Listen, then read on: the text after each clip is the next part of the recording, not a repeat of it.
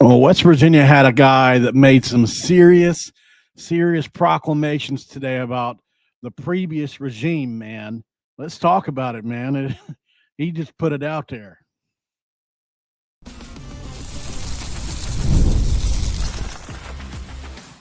You are Locked On West Virginia, your daily podcast on the West Virginia Mountaineers, part of the Locked On Podcast Network, your team every day. And what is up, guys? Welcome back in. My name is Mountaineer Paul. I am your host. Welcome back in the Locked On West Virginia, baby. Well, we're talking about the Mountaineers again today, Junior.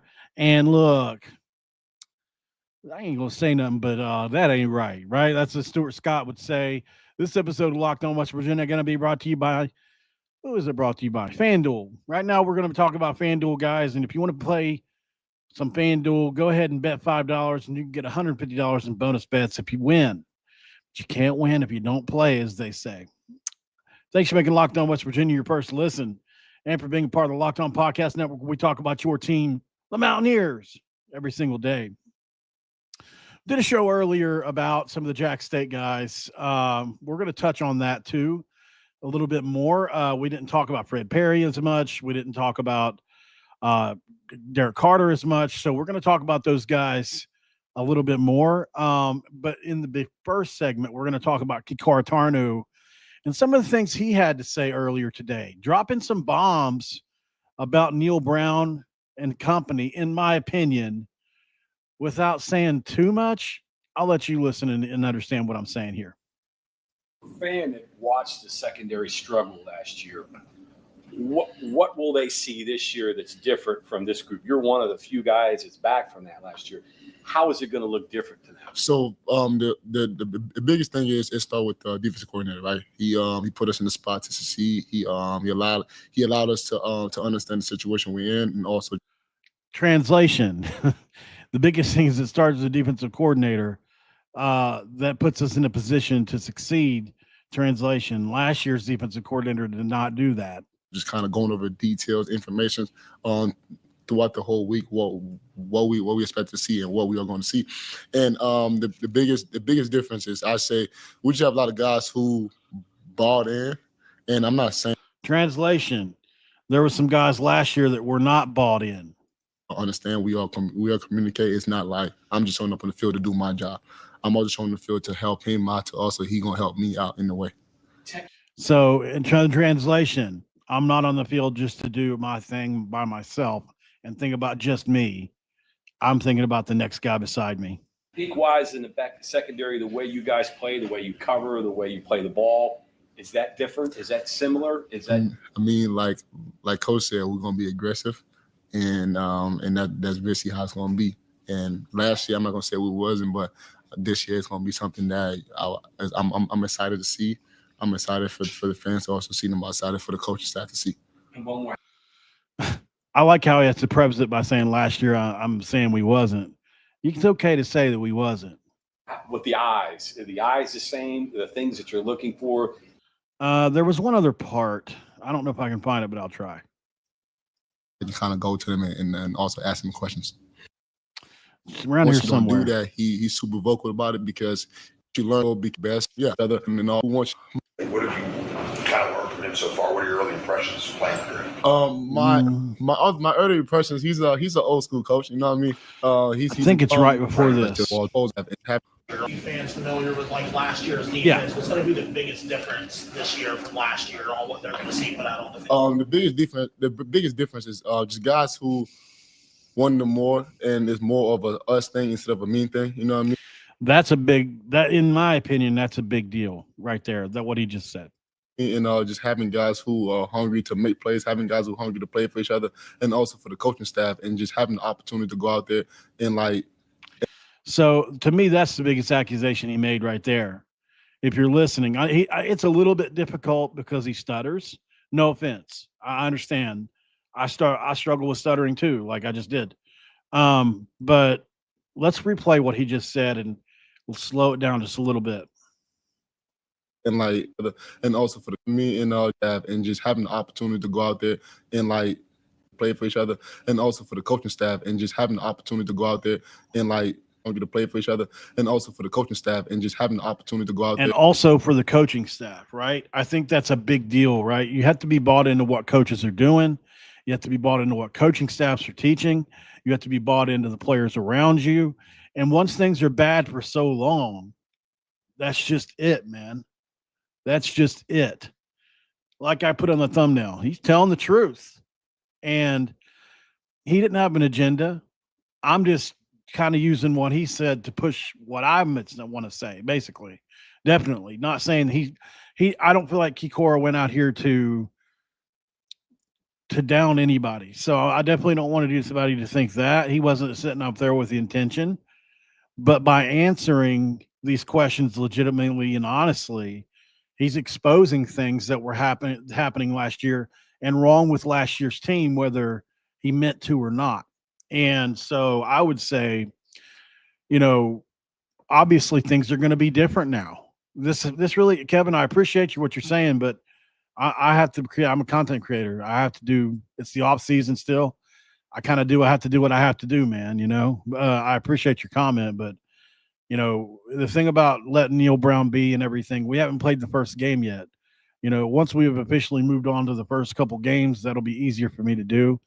But I'm really making a point about it's not really about them as much as it is about what we're doing now, but we'll get there.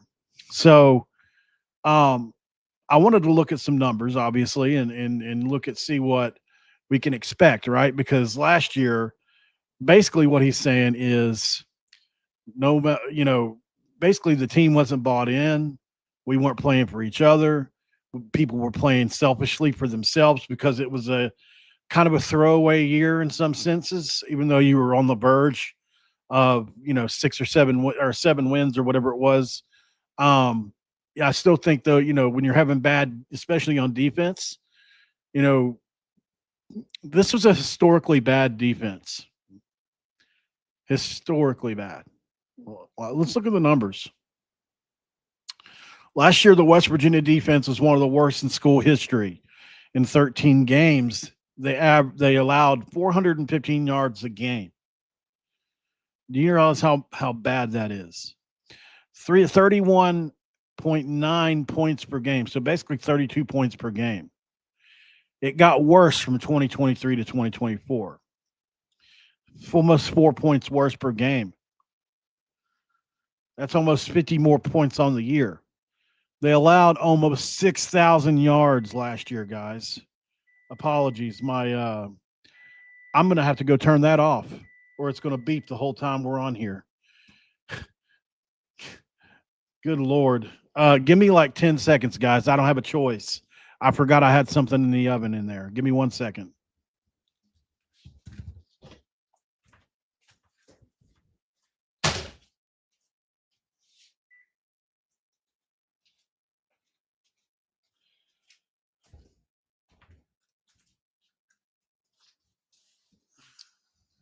That's the first time that's happened. I have something in the slow cooker, and it's been cooking for literally like 6 hours, so I just forgot about it for tomorrow. So anyways, I lost my train of thought. We run the defense, right? Okay. So we were at they allowed almost 2,000 rushing yards last year. Whew, so bad. So bad. 3,500 passing yards. Actually, not as bad as I thought, but by the way, the rankings for these total yards allowed was 120th. Rushing yards, 70th. Passing yards allowed, 35-22, which is 128th in the country. You know how many? That's just so bad, man. Turnovers forced. This was probably their biggest issue in a year where everything was bad. So they had 11 turnovers forced. That's less than 1 per game. Zack Alley right now is making them get 3 per game, right? 3 per practice. Apologies. 3 per practice, which was 120th in the country last year, tied for. They had 13 sacks, guys, on the entire freaking year. just a horrible year on sacks. TJ Jackson was the only guy really, and one other guy. 125th in the country. So that's 120th, 128th, 120th, 125th, 70th, 127th on third down conversion percentage, 115th on fourth down conversion percentage by opponent, 108th on opponent completion percentage, 129th on opponent passer rating, 124th in explosive plays allowed. It started with Penn State, 117th in interceptions, and less than a third of an interception per game. You had 5 interceptions on the season, which averages out to 0.38 by my math, interceptions per game. Fumbles recovered, how about not even a half a fumble a game in 6 on the year? Because you play 13 games, right? That's 0.46. Touchdowns allowed, 21. Passing touchdowns allowed, 21. So you're letting in close to 2 a game. That's really bad. That's 123rd in the country. And then yet you look, right, and you see some individual success. You see Josiah Trotter with 92 tackles. You see Trey Latham with 79. You see Anthony Wilson with 102. You see TJ Jackson with 6.5 sacks, which is basically all your sacks. Sean Martin. Hammond Russell had a pretty good year. Tackles for loss, TJ Jackson in 14, guys. He was elite last year for us. He was so good. Tyron Bradley was good at times. Anthony Wilson had some good games. He turned into one of our better defenders. KK Tarnue had a good year last year. But other than that, man, I mean, and these are the names, right? Ty Bradley, Trey Latham, Josiah Trotter, Anthony Wilson, KK Tarnue, TJ Jackson. I mean, why was it so bad? Because they ranked among the bottom 10 in FBS for pass efficiency, third down stops, explosive plays allowed, which contributed to extremely long drives and high-scoring games. The poor pass defense, which was 128th. They couldn't get off the field. Opponents converted 49% on third downs, which is 127th, and almost 70% on fourth down, guys. It's just insanely bad. The communication and personnel issues were very, very aplenty, right? We saw it on multiple occasions to the point to where it's like, what the hell is going on? Like, I've never seen so many in a season. Mix-ups in coverage and alignment were literally every single game, to the point to where Jordan Lesley had to address it, and not one, not 2, but 3 separate press conferences that he have to address the alignment issues and the mix-up in coverage. And let him to say the quote unquote, in one thing that I watched earlier, the puzzle pieces not fitting together. So the problems were not isolated to the secondary. They were not isolated to the defensive line. They were not isolated to the linebackers. It was a divorce of all 3, really, and a coach that was incompetent on the sidelines all of a sudden. I mean, if you look at Jordan Lesley, his first year, it was all right, man. He did all right. I don't know what happened to him at all. What's for dinner, John? It's tomorrow, but I like to cook ahead of time if I can. But it's what is it? St. Louis style beef ribs.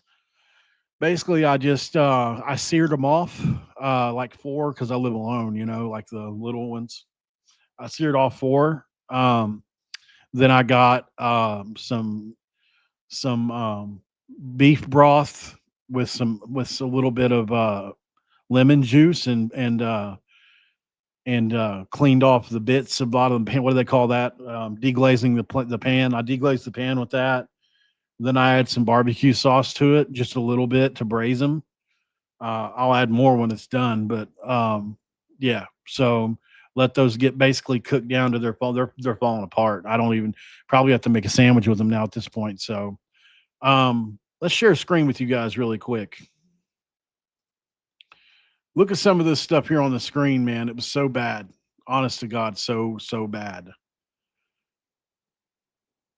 Just incredible, man. You never seen such bad defense being played, right? And then you look at some of the Jacksonville State stuff, and it's like a totally different defense. You look at some of the Oklahoma stuff, it's totally different defense. So we'll go to break, guys, and after the break, that's what we'll do. We'll have a look, see at exactly what Zack Alley's been able to do in the past. Why has he been so freaking successful in his tenures as Oklahoma's and Jacksonville State's coordinator? And what can West Virginia have to look forward to? Those are the questions we're trying to answer, and we'll do it next.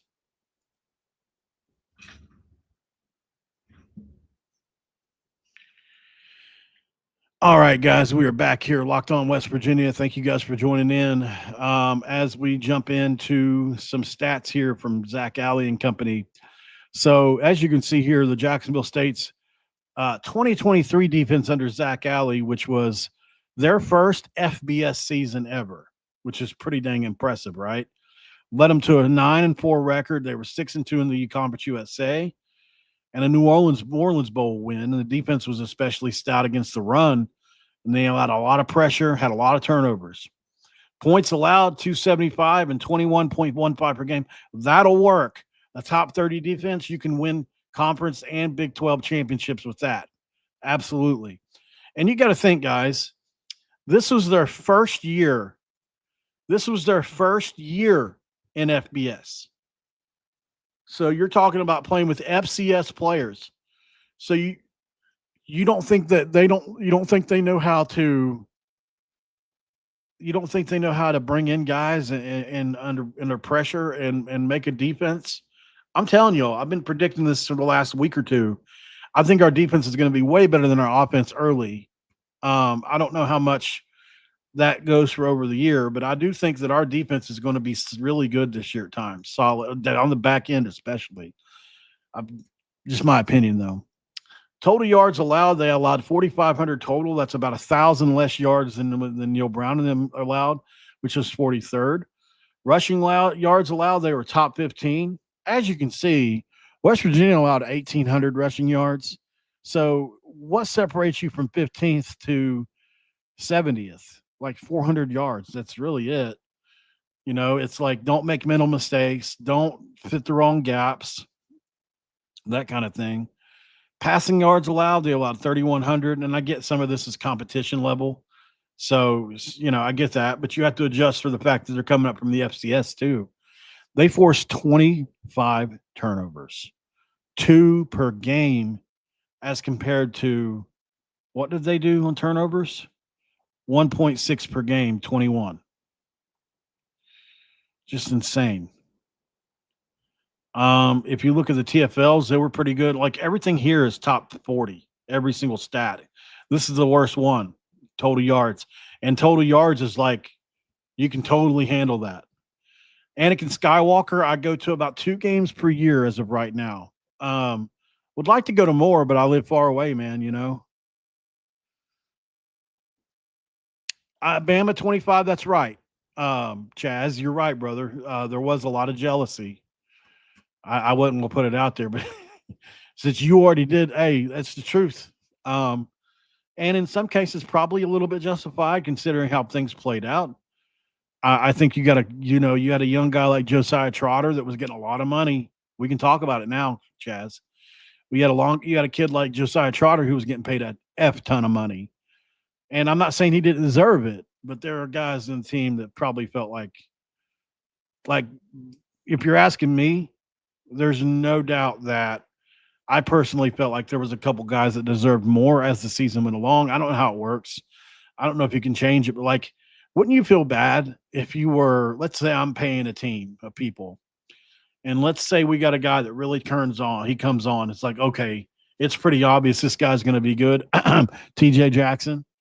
And you just give him the deal that he got when he came from Troy.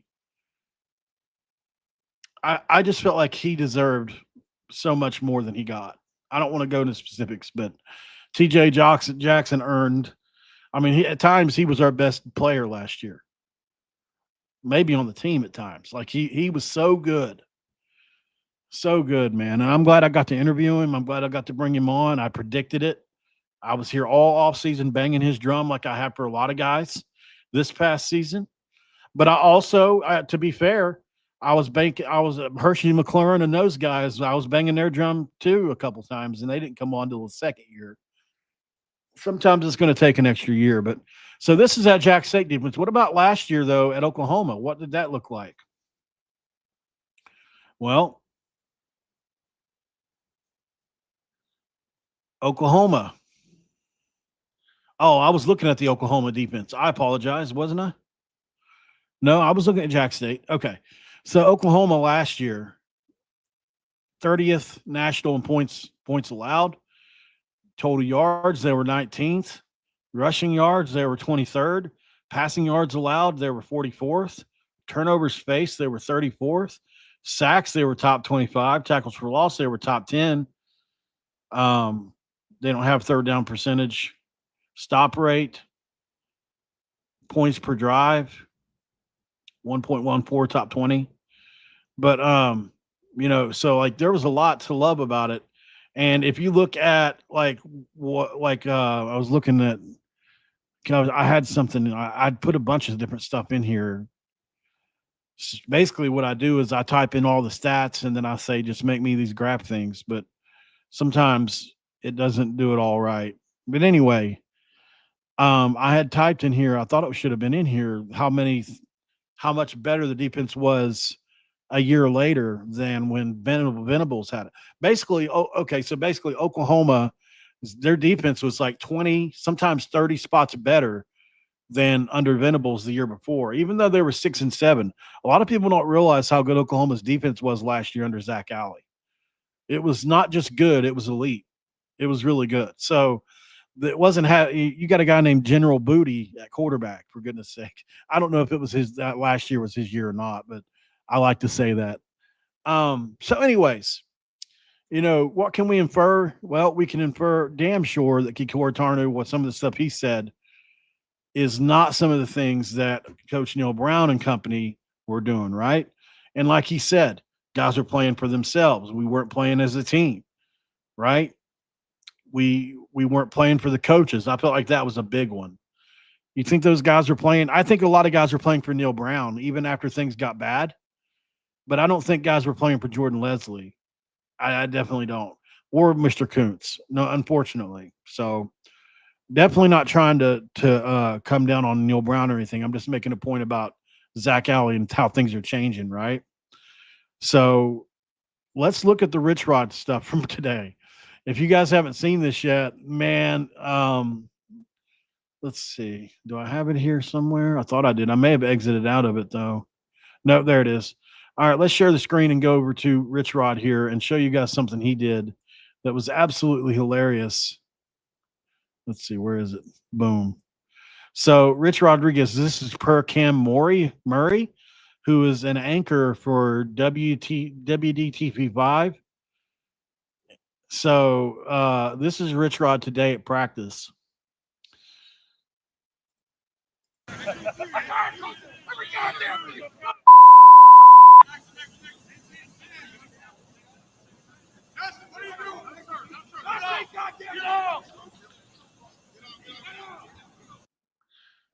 This guy was mad. I think he was mad.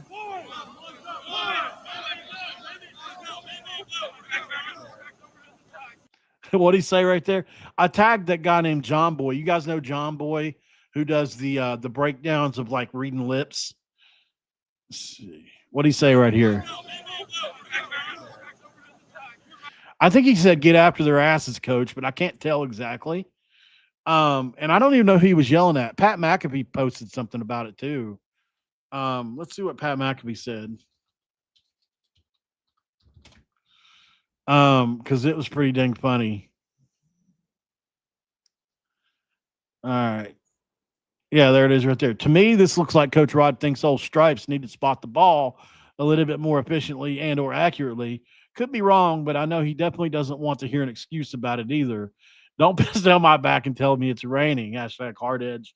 Hashtag accountable for everything. Was he talking to the ref? I mean, there is a ref right here.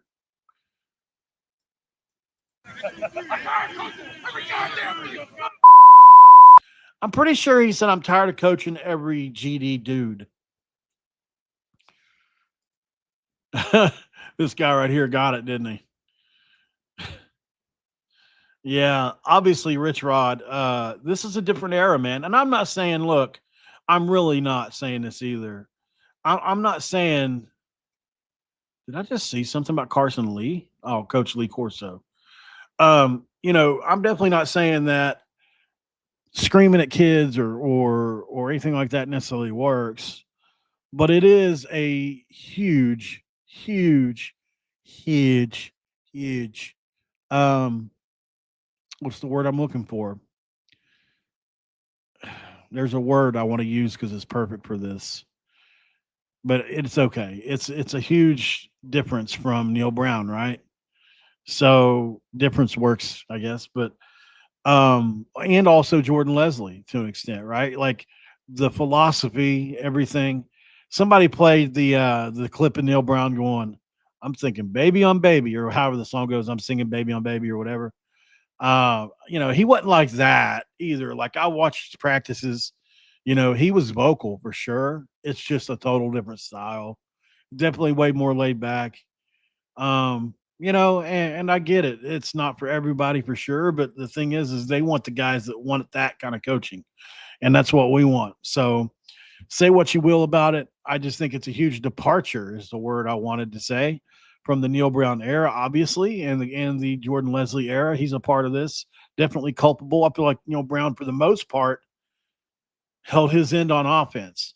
There were probably over the last 2 or 3 years, at least I don't want to over exaggerate. What do you want to say? 4 or 5 games we could have won over the last at least 2 years had it not been for the defense, right? And that's part of football. I get it. But like the thing that makes me so mad about it is our defense could have been better. It just wasn't being coached right. It really wasn't. Like I've spoken with a bunch of people about this now, including an offensive coordinator who just recently got hired back as an OC. He was retired for a little bit. But basically the type of defense they were running was just they started off with way too much, then they scaled it back to way too much. It was just overcompensating from one to the other, and kids were confused. And then if you look at Penn State, the first 2 or 3 plays were Drew Aller bombs down the field, and then that persisted all the way until Texas Tech. It never got fixed last year. So the communication was an issue. Guys were giving up, the whole nine. So we're not shocked it happened. We're not glad it happened, but we're glad it's over. It's a new era. We're excited for that. KK Tarnue, definitely, like I said, if you're just joining in, KK Tarnue didn't have an agenda when he got up there and spoke today. He just revealed some truths that I wanted to get onto. For those of you that are, now that we've got a few hundred more people in here since I did that, I think that'd probably be prudent to play these comments again, just for those of you that are just joining in. We'll play kind of some things that gave me the idea for the show today. And like guys who hung us thing. The biggest difference this year from last. What's the biggest difference from this year to last year is the question. The biggest difference is just guys who wanted more, and it's more of a us thing instead of a mean thing. You know what I mean? And just having guys who are hungry to make plays, having guys who are hungry to play for each other, and also for the coaching staff. And you know how he said, and also for the coaching staff. I think that's a big deal, man. I think a lot of people overlook that.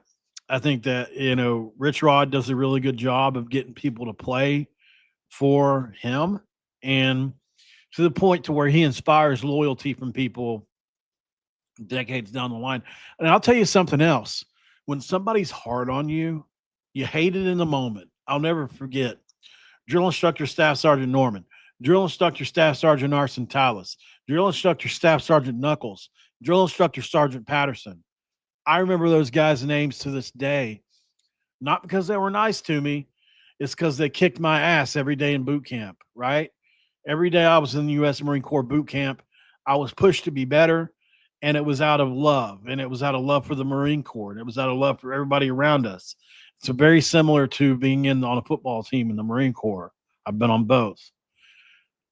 So I just think that aspect of that is lost under a regime that isn't as hard on players, especially because you hear Neal Brown talk about player-led teams a lot. Well, what happens when you don't have a Zach Frazier? You go from 9 wins with a pretty average players to what we got last year. I believe that. I believe we had the right players to lead. And I also want to say, wow, Milam can't, he can only do so much, right? I never felt like last year offensively we couldn't move the ball against people anyway. Like, did we have the best offense? Because Garrett couldn't throw it like we thought he could. That's another thing. I had a whole other idea for an episode. I almost did it. I may do it tomorrow. I hate to keep harping on Neal Brown, guys, but there's mistake after mistake, right? I go look at, at JJ Roberts, who was an all Sun Belt kid from Marshall. And I had him on my show when he was in the portal. This is not after he signed with West Virginia. This is after he went in the portal. I brought him on my show. And he openly said on the show, I would love to come home to West Virginia. Then he went on a visit to West Virginia. And they didn't sign him. They didn't even, according to him, they didn't even offer. He goes to Marshall. He's an all-conference safety, and now he's on the verge of making an NFL team. He just had an incredible interception yesterday. It's little mistakes like that. And then not only him, but now Garrett Green. Can you imagine if we would have played Garrett Green at slot last year and let Nico throw it around? I truly believe our offense would have been twice as good. Because what Garrett gave us from a running standpoint was better, but he couldn't stay healthy enough to do it. That's the problem. That was from the very beginning. I never had a problem with Garrett Green starting, but I always predicted, and you can ask Coos this because I never let him forget about it. I always felt like he would never stay healthy enough. And if Coos watches this, he'll know because I said it to him when we would debate this all the time. I would say, I just feel like at the end of the day, Garrett Green won't stay healthy, and that's what happened. He couldn't run at the pace that we needed him to run at to be so great. So I would have loved to have seen him right now, he's at Tampa catching touchdowns on dudes. I don't know if he's going to make a team or not, but if he's able to do that in NFL training camp, he damn sure could have done it in college.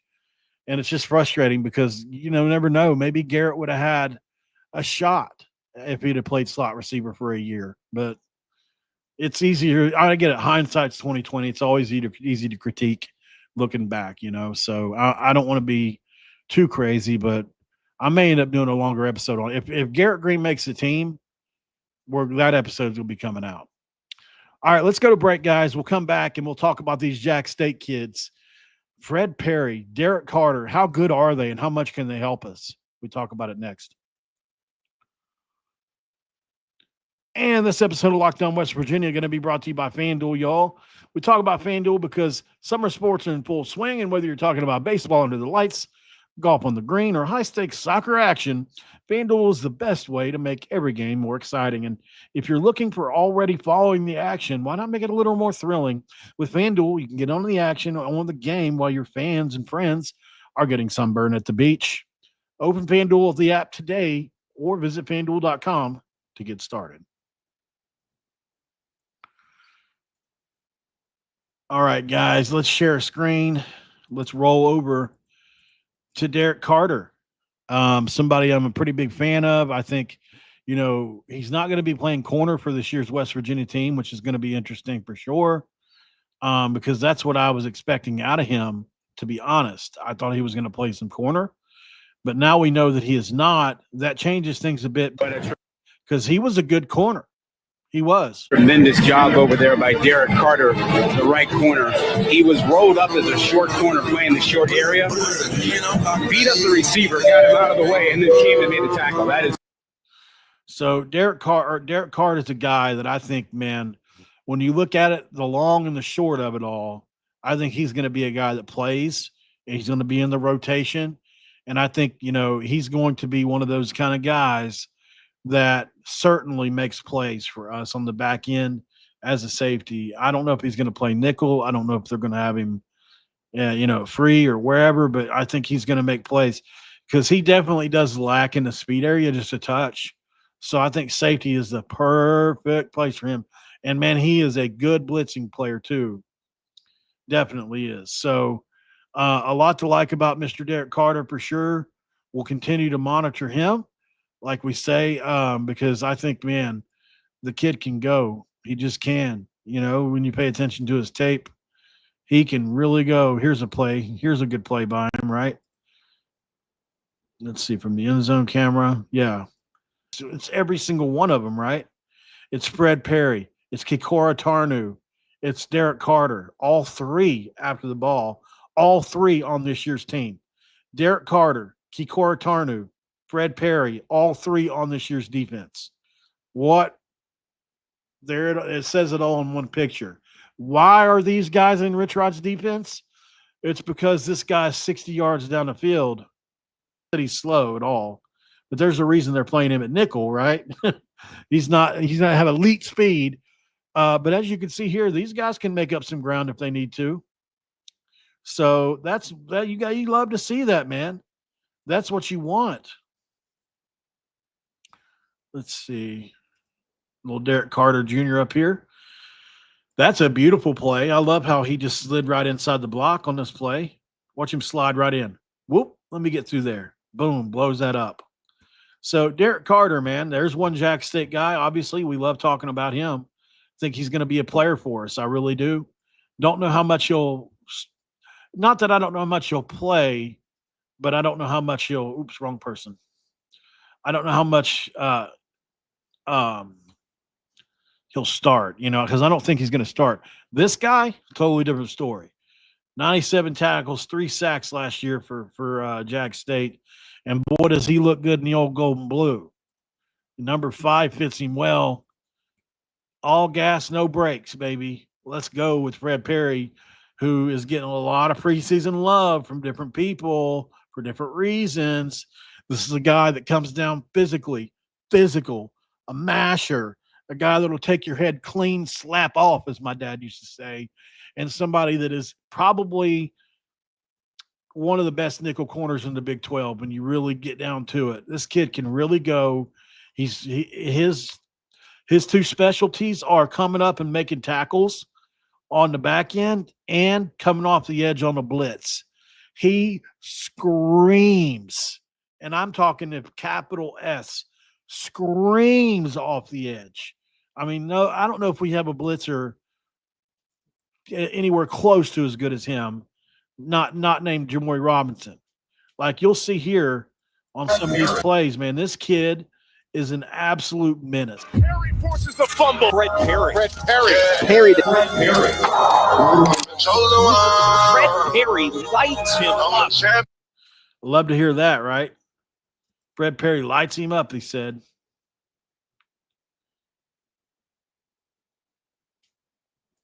Boom! I mean, that's just what he does, man. You know, Fred Perry's a nasty cat, son. You want a guy to set the tone for your defense, this is the guy. You want a guy that's going to come down and play smash mouth football on the defensive side of the ball, this is your guy. You want a guy that's going to get you a 15-yard penalty sometimes, this might be your guy. Fred Perry did it at Jack State. Hopefully he doesn't do it at West Virginia, but you take the good with the bad with a player that's good. I mean, just look at that. He launched, didn't he? Feet are off the ground. It's a pretty simple call here, but boom, get on the ground, son. Boom, get on the ground. Get on the ground. Let's see. I'm trying to find some plays we can actually watch. Yeah, here's a great example of what I was just saying. Derek Carter. Fred Perry screams off the edge. Here he is at the top of your screen. Watch this kid scream off the edge. I mean, that's a great pass rush move. You'd think he was a standing outside linebacker. And it's not the only time he did it.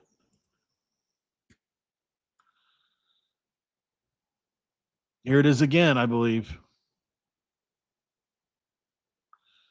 I can't watch it, unfortunately. I wish I could. Love. God, guys. This is what makes him so good, you know? I mean, here you see him come up from his spot, right? Safety. Watch him come up, but just the tackle, the form. He gives no ground away. He's a linebacker. Boom. I mean, he meets it and he loves it. There ain't no hesitancy. This is exactly what Rich Rod talks about, man. You know, remember what he said the other day in a press conference? I don't know how many of you watched every second of every press conference like me, but the other day in a press conference, Rich Rod said, did they mail it in on any or do they turn any down, right? What he means by that is when you got a chance like this to make a big hit on somebody, do you turn it down or do you meet that challenge with open arms and want more? Fred Perry is that guy that when he gets in the hole and you got the ball and you're running horizontally and you're trying to switch it up to north and south, well, he's going to meet you there, and you'll be lucky if you got any teeth left after he's done with a big boom, and let me get you back there. That's why Zack Alley brought him in. He didn't bring him in for any other reason but to do that, but to stomp your guts out and make you like it. That's what Fred Perry does. He stomps guts totally out, none left.